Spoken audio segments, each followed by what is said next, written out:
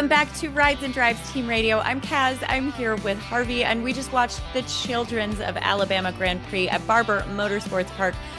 This race was really, really cool in terms of strategy, and it definitely opened up something that we kind of think has been emerging as a theme throughout the season, and it's why can nobody seem to catch up to Alex Palou? This race gave us some great examples of why Alex seems like this untouchable, preordained champion. Harvey, why don't you tell us a little bit about that? Yeah, I mean, first of all, obviously, just his driving, right? On this track, he was absolutely precise throughout the race, and you need to be precise on this track, not only because it's so fast, but as you could see throughout the race, the marbles built up hugely off the racing line. So if you got offline at all, it was a real penalty. Graham Rahal talked about that in the post-race press conference, but the other thing is, even when things go wrong for Chip Ganassi Racing, they find ways to make it work. And a great example of that was today. Everyone went into the race this morning thinking it was going to be a red tire race, that the alternate tire was going to be the better tire. They all went into the first warm-up session this morning, and to a team, they all went, uh-oh. For most of the weekend, we thought it was going to be a red race. I think as did many other teams. It certainly was last year, and they were holding up quite well in whenever we ran them. And then this morning in the warm-up, they tanked. So we kind of switched strategies somewhat, which meant in the middle of the race, we had to put a set of used blacks on. So that got pretty sketchy, didn't it? Yeah, that was... To put it mildly. That was very tough. I think it's the first ever time we've done this, of using a used primary. Yeah, we had a whole bunch of reds ready to go, but once we saw how the race was panning out, we switched to plan B. It was the team call. Like we all thought it was going to be a red race. So when it turned into a primary, it is what it is. We just knew we had to go as long as possible on the new reds and on the first stint on primaries to try and get the third stint on used primaries as short as possible. But it was still very long. So that was a really big risk for him and the team to decide to go there. But because of the precision, and precision's the word for them, right? Because of the precision that the team around the 10 car utilizes in pretty much everything they do, they were able to figure out a way that the stint that he did on the used primary tires was 21 laps. That is long for used tires, but ultimately for the life of this race, they were able to give him a manageable stint. Now, right. Alex said that 21 laps felt like 55, that it was an incredibly difficult stint, but they figured out a way to make it achievable, where he could still work with these tires and figure out a way to not have it penalize his race too severely. And, you know, because he's Alex Palou, we always joke about the luck. You know, they kind of make their own luck. To quote Titanic, they figure out a way to make it work. And yes, they do have fortuitous timing sometimes, but today had nothing to do with luck. Today was about approaching a problem and making the right call at the right time. Right. Yeah. Before the race started, they sat down, they said, okay, how are we going to make these used primary tires work? They ran a very long first stint on the new primary tires. They ran 26 laps, I believe, on that. Yep, he was the last driver to come in on lap 26. Right. So they knew they had to run long there. You know, they got lucky again. No yellow flags. While if a yellow flag had come out while they were running ahead, that could have been disastrous. It didn't happen. So, But that was the strategy they had to run. And then they ran long again on that second one. They could run that short 21 lap stint on the used primaries and then take it home to the finish. And of course, you know, the thing, it looked like it was going to be a battle with Lundgaard. And then the luck falls their way again when Arrow-McLaren has a bad pit stop. And again, we can say luck. That was lucky for Alex and the team on the 10 car and Chip Ganassi Racing. But this is the other part of why no one can seem to touch Alex Palou. It's not just because they are so incredibly precise, it's because nobody else can seem to be. I've seen so many teams this season touch greatness, have these moments where you say, well, that's the fastest car in the field, and they look great. But nobody has been able to put together the consistent performance around their car. And this battle with Christian Lundgaard is a fantastic example of how McLaren did exactly what they needed to do to get their driver into the right position. Christian executed that race very, very well. But when it came down to a pit stop, a routine pit stop, they had an error that was, I think he was 17 seconds lost in the pit. I don't think it was quite that much, but I think it was more like 8, but it was a lot, and it was It enough to felt like ruin 17. yeah, it was enough to ruin his race. The thing is, and he talked about this in the press conference afterwards. He said, this is the first time it's happened, and it's like, it doesn't matter because it's really easy to perform when the pressure is not on. And when the pressure's on, that's when you need to be perfect. And that's when CGR and Alex are perfect, right? Yeah. And if McLaren wants to compete with them, they have to be perfect in those situations. If Andretti wants to compete with them, they have to be perfect in those situations. And so far, yes, Kirkwood won in Arlington, but they made mistakes that could have cost him that race. They He just happened to have, overcame sloppy mistakes to win in yeah, Arlington. And yeah. good for him. But Partly because in that race, maybe Alex wasn't perfect and their car setup wasn't quite right. So, but yeah, I think going forward, this is the theme. It's just who can minimize their mistakes. It's those teams, those drivers are the ones who are going to challenge Alex for the title. Kirkwood's still leading by 2 points. So Alex managed to close it up quite a bit here. But Pato Award fell way back today with I'll call it a poor performance. yeah. He started 12th, ended 17th. That's not where he should be. He's a top 5 car, Yeah, right? neither of those numbers are even close to good enough for Pato. One, he should be starting well above 12th. Second, he should not be. I checked who passed him for him to lose these 5 positions. And we're talking about drivers like Scott McLaughlin, Scott Dixon. We're talking about some really great elite drivers. And if it were Mick Schumacher starting there, getting passed by McLaughlin, Dixon, only losing 5 places, I would say, okay, that's fine. This is where you are and you're still learning. But Pato Award in the McLaren should not be giving positions up like that. He should be fighting them. Yeah. I didn't see a lot of fight from Pato today. Yeah. In the broadcast, we didn't see a lot of Pato at all. Yeah, frankly. you Frankly, didn't see much of Pato at all today. But yeah, it's if you don't perform, you don't get on TV, right? yeah. So I think that Yeah, that and was part of it. after the race, there are always we track the battles that are important during the race, and at some point you write drivers off who you aren't seeing make big moves. And after the race, you and I talked about what happened with Pato, and we looked at it, and nothing happened. Right. He just didn't fight for the positions well enough. Yeah, they who knows? We'll need to talk to them. They didn't get the car set up right. They, like everyone else, maybe were planning for a red tire race and didn't have the right tires available. Sure. Because although they didn't run, they didn't run in the Fast Six. In the Fast Six, so they should have had an additional set, at least an additional set of sticker reds that they could have used. And a lot of drivers said, yeah, it was a primary race, but there wasn't a huge difference between sticker reds and sticker blacks. So, yeah.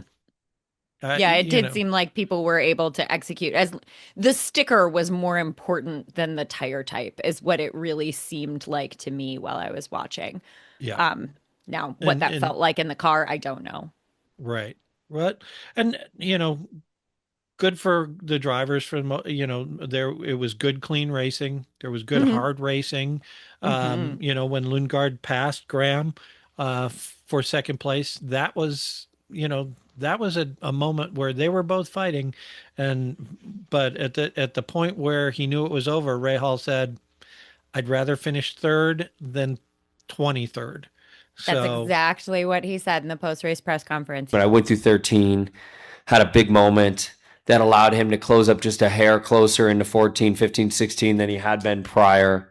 That gave him a little bit of momentum going down the front. I tried to give a squirt of, overtake to give a little gap, which I did, but just got to the apex of 2 and 3 and got no rotation done. And then, chase power. And, I knew I was in trouble. And, I didn't block that hard, and people may say why. It's because I still wanted the podium. I didn't want us both to go sailing off doing something stupid. I wanted just to not lose that much time. First time on the podium for Graham in quite some time, and something that they announced on TV. His last two podiums were actually at races where they don't do podiums.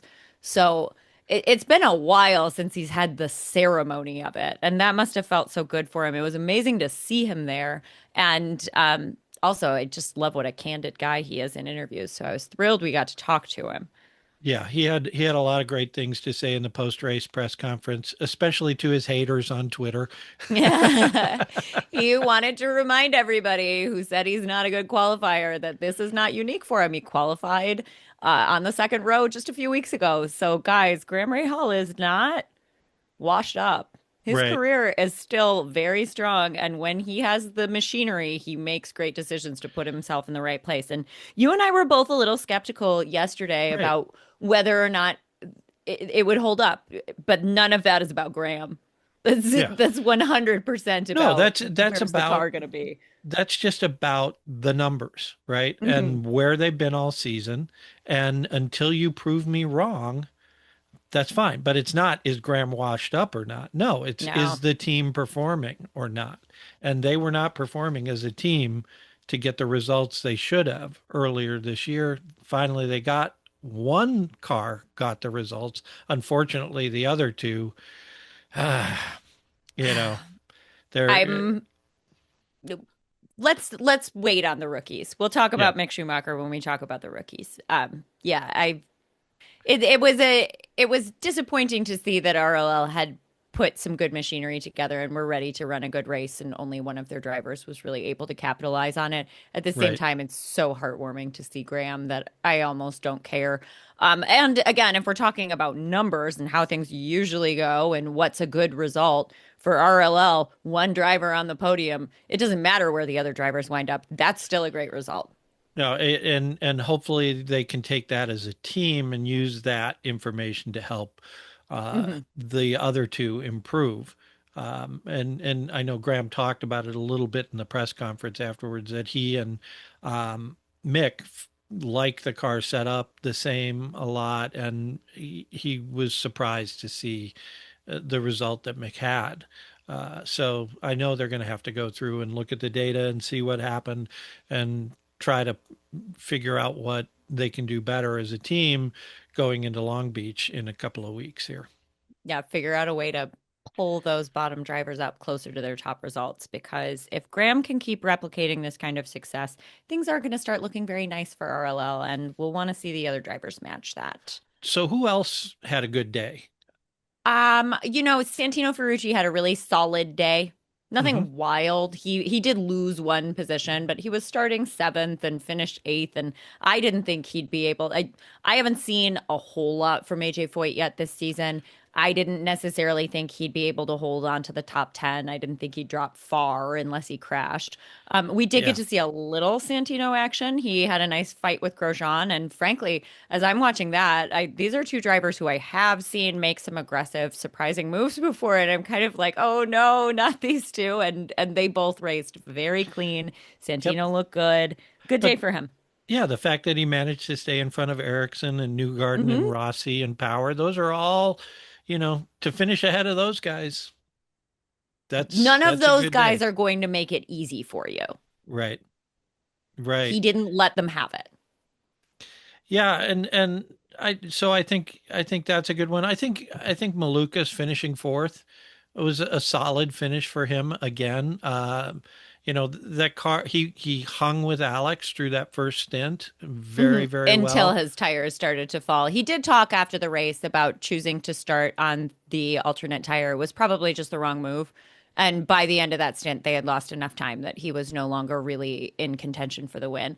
I'm really impressed to see him bring it back close to Mhm. Graham toward the end. I think maybe if he had had another lap or two, he might have been able to make that push. But Well, yeah, he there's certainly 90 had the laps. push. That's what it is. Yeah, he had the push to pass. He had enough push to pass left. Unfortunately, Graham had just enough that in those two Hmm. or three places on the track, he could get that burst to keep David just behind him.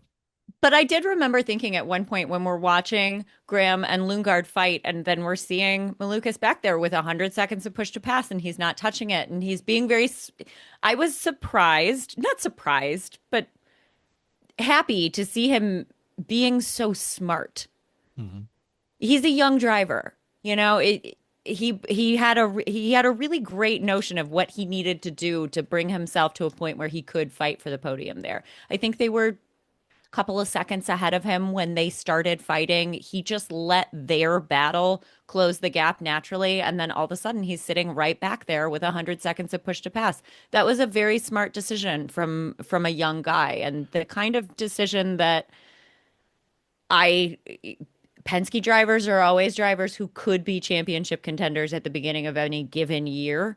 Right. If Malukas is really going to enter this conversation, he can do more things like that. Yeah, That's that's one way to get there. he needs to have smart races when he can't win, and Hmm. then win when he can. Yep. And in this case, he wasn't going to win this race, so let's be smart. Finish top five. He's fourth in the championship now. Yeah. And Lead Penske driver. yeah, not out of it. So, I mean, obviously Kirkwood and Palou are a step above everybody else, but at 40 points behind with plenty of racing left. Long, long season. Yeah. So I agree. I think those are the folks who had the good days. We've talked about some of the bad days, Pato. Um, Another one I got to look at is Nolan Siegel again. That third Yes. that third McLaren seat needs to be producing. Um, it's funny when you take him out of the numbers from our championship, our team Hmm. championship, McLaren moves to first in the standings. Um, so he's really dragging that team down, and which is why I kind of wish they had a team championship because it would make that third seat important. I have two minds about that. I agree. At the same time, there is something to be said for a low pressure development situation, and I think Ganassi is doing that fairly successfully with Kiffin Simpson, who I think is showing a little bit more promise, even though he might not be scoring as many points as the other two drivers on that team. Yeah. But yeah, at this point with Nolan, I am struggling to I'm struggling to justify him holding that seat on McLaren when there are so many other promising drivers who would do better for, again, a team that considers themselves to be a top team. Yeah. So let's see where that one goes. Anyone stick out in your mind? Will had a good day, but he Yeah. should have. Yeah, He did moving he did what we expected him to do. Moved up 11 positions, starting from the back, good passing, smart racing, right, and finishing recovered what 12th. could have been a disastrous weekend into kind of a fine one. Right. And yeah, if there had been a caution at the right time during that race, he could have easily Yes. finished top 10 with that drive. Yes, So, definitely. yeah, so I think we had a solid performance, really good race, lots of nice action again. I am gonna give a minor bit of props to Stingray Rob because I Didn't thought crash. for sure when Alex was passing him that something bad was going to happen. And thankfully it didn't. He raced smart, got out of the way, let it happen. Yeah, yep. That's a really nice day for him. Good He job. he wasn't Good a job, bud. disaster today. Yeah, So, didn't make me slap my forehead. Thank you, Stingray, for that. Um, and then I do want to talk about one thing that I think was moderately successful today, and it's the broadcasting. Um, I was very fussy when there were two ad breaks within the first 15 laps. But then when the pit window opened at lap 15 and we're back, I turned to my husband and I said, okay, I understand they need to show a lot of ads as long as they keep the race running through the pit window, as long as they don't go to ad break until the last driver comes in, I will forgive them for having two breaks so early. And they didn't. They kept the race running for a full 11 laps until Alex came in at lap 26. They allowed us to see the full pit cycle to understand how all of these things were affecting the race. I know today was a bit of an easier assignment for them because we knew exactly where the pit windows were going to be for every team and because there were no cautions. Yeah, So, you didn't have to deal with any like, oh God, what do we do now situations. But I am happy that they clearly listened to some feedback from somebody about how horrible it maybe us. is. Maybe us, about how absolutely horrible it is when you come back from commercial break and find out that half the field is pitted and you don't know why people are where they are. Um, thank you, Fox. That was pretty solid. And Yeah, I and don't think the timing tower broke a single time. no, I think the timing tower was solid, That was pretty good. and I think the announcers did a good job throughout Yeah. the race. Keeping us informed, keeping the excitement up in the race. Focusing on the right races, right battles at the right time throughout the race. And the other thing I liked about the broadcast was the appropriate amount of respect they paid to George Barber and Barber Motorsports Park, and the special nature of that place on the calendar for Yeah. for I agree. I thought they did a great job showing us the whole park. I loved the segment where it was maybe only 10 seconds or so, but they talked about the museum and showed a couple of clips. And then throughout the race, they just kept returning to it. I thought it was just really a great that's I don't know George, but based on what I know of him, I would imagine that that's how he wants to be remembered. Is this guy who gave us this beautiful space to have our racing. So I thought that they did a really nice job with that. And then I do want to say also, as a side note, I know everybody likes to goof on Will Buxton because he's like so excited about every single pit stop is the pivotal moment of the race. And like this could I just think it's really charming that he has become such a fan of IndyCar.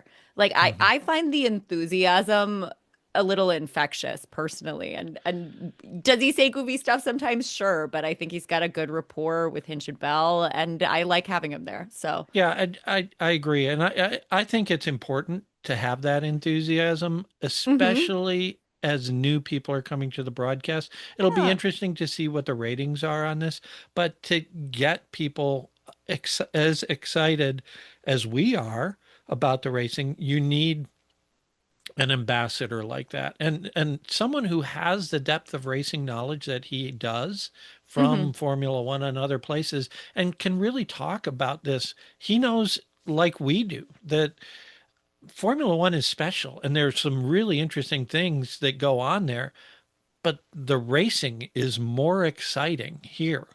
Yeah. And so he really can translate that in a way with a lot of credibility. So Yeah. I was really pleased with the broadcast today, and hopefully they'll keep it up. Yeah.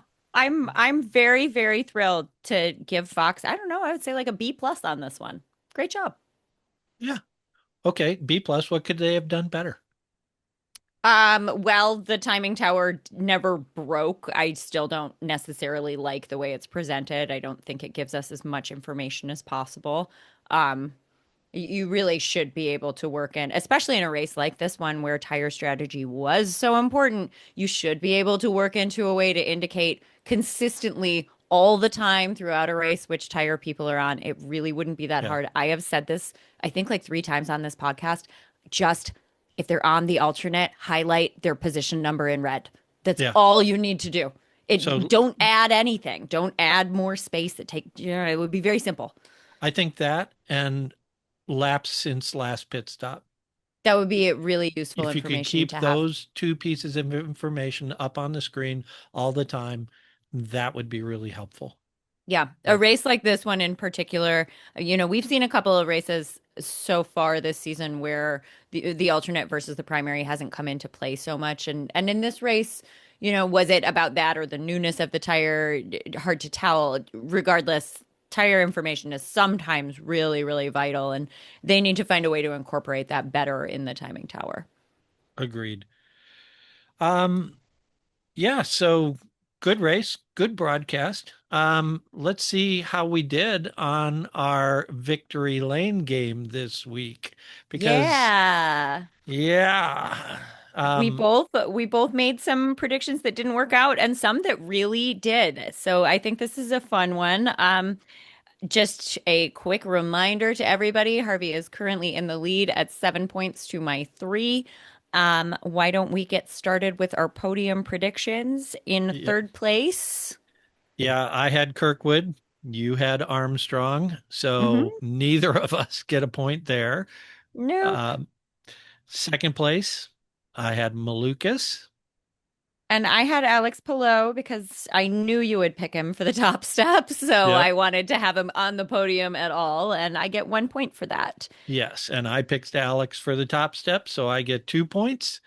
And you picked David Malukas, so you get 0 points there. So coming out of that, I have 2, you have 1.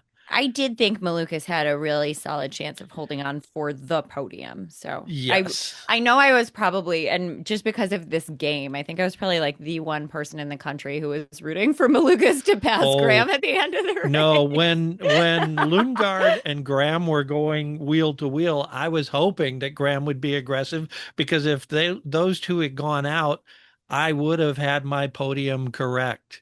Yeah, you would have. So, Oh, I would have been mad twice. yeah, I would have had my podium correct and I would have won biggest bust. Well, I didn't.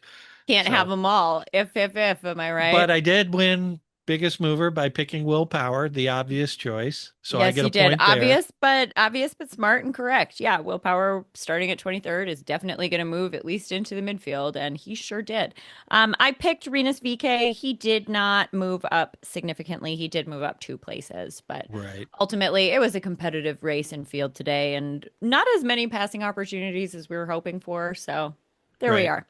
And Biggest bust went well for me, though. I thought that Romain Grosjean was probably out qualified where the performance of the car was.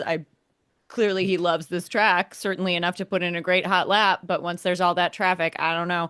And he Yep. did lose 9 positions. That was Yep. the biggest bust of the day. Side note, all drivers finished the race today. That's great. Yes. And So I I get had a point picked, for Romain. yeah, I had picked Ray Hall, expecting him to return to form or, until he proved otherwise. And Hmm. he had a great race today. So good for Graham. This wasn't internet dissing of you or your driving or anything. It was just the numbers. Gotta pick And then we somebody. had our plot twist, which I couldn't have been more wrong. I thought the Yeah. rookies would have a good day on a track that probably fit them very well. And I was wrong. The I think rookies, I think you can say that Dennis Hauger had some nice moments. He looked good defending against Alex when Alex came out in all that traffic. yes. Outside of that, I don't think any of the rookies had what I would describe as a good day. No, none of them finished above 15th, let alone all of them. So I lose 2 points on that one. So my day ends up +1, and I now have a total of 8 points. How did your plot twist go, Kaz? I'm so excited because I love when you make a choice for the wrong reasons and it still becomes right. So I didn't really think that tire strategy I didn't think it was like I said, we've had a lot of races so far this season where we've talked heavy about tires going in, and then by the end of the race, they're like, nothing really mattered. I thought the track would rubber in real quick, and that the drivers in the Fast Six who saved their sticker reds would not see an advantage from those sticker reds. and then I assigned, okay, so how do I quantify this for this game? And I said neither Graham Rahal nor Kyle Kirkwood will move up a position. They will not be able to make a pass because of those sticker reds at the end. I was right. For the They wrong both reason. for the But wrong reason. but But you they were right. finished third and fifth. So the letter of the law says that I get all 3 points. I gambled on this ludicrous and completely wrong notion. So Fantastic. so you are +5 for the day. Add that to your 3, and we're tied at Uh-oh. 8. Uh-oh. It's a tie in the family championship. I love that our championship is as competitive as the current championship on track. Yeah. And speaking of championships on track, let's talk about our team championship now, because I think Yeah. this is an important, I really think this is an important championship, an idea for the teams.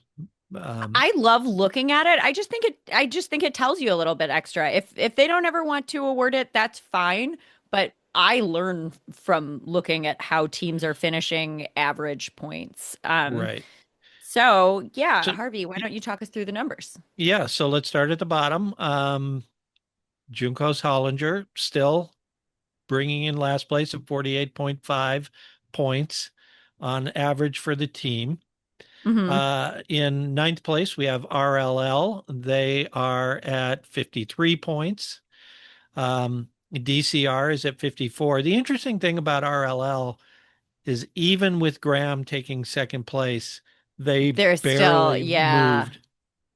They Yeah, didn't that gain is any interesting. positions. I'm So hoping that they can build off this momentum. yeah, but Louis uh